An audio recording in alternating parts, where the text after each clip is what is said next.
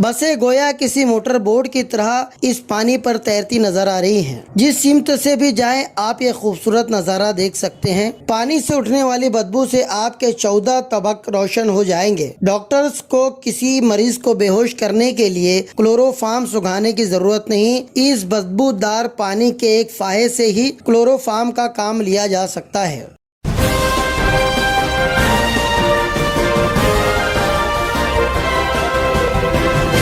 मानव समाचार, मानवता के हक में। मानव समाचार में आपका स्वागत है। मैं हूं अब्दुल रहमान।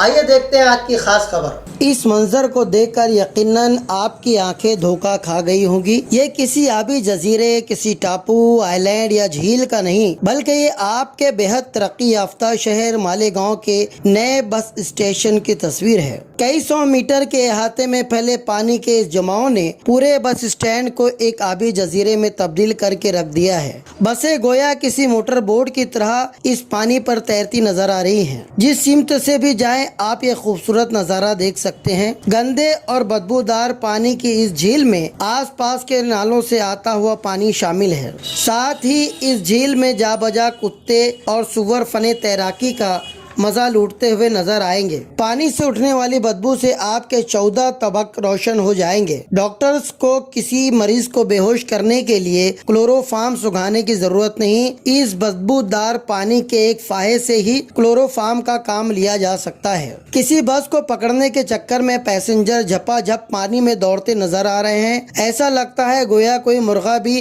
गोता जन है। इंतजामिया की बेहिसी और अपनी बेबसी पर आंसू बहाता हुआ यह नया बस स्टैंड गुज़िश्ता कई सालों से यही सब झेलता नजर आ रहा है। हर साल आंखें इन मनाजिर को देखने की आदी हो गई हैं। आसपास की कई रियासतों के छोटे बड़े गांव, देहातों, शहरों से रोजाना हजारों की तादाद में लोग यहाँ पर आते होंगे। इन मनाजिर को देखकर उनके जहनों में इस शहर के जिम्मेदारों और शहरियों के बारे में क्या तासुर उभरता होगा, इसका आप बखूबी अंदाजा लगा सकते हैं। आज से 43 साल पहले 6 जून 1979 में उस वक्त के एमएलए रहे, वजीर रोजगार रहे मरहूम निहाल अहमद मौलवी मोहम्मद उस्मान साहब की सदारत में उस वक्त के ट्रांसपोर्ट मिनिस्टर हसमुख लाल भाई उपाध्याय के हाथों इस बस स्टैंड का इफ्तिताह हुआ था। आज हमारे बुजुर्गों की देन ये बस स्टैंड अपनी ज़बू हाली पर आंसू बहा रहा है। किसी को भी तौफीक नहीं कि इसकी तामीर और तोसी करे।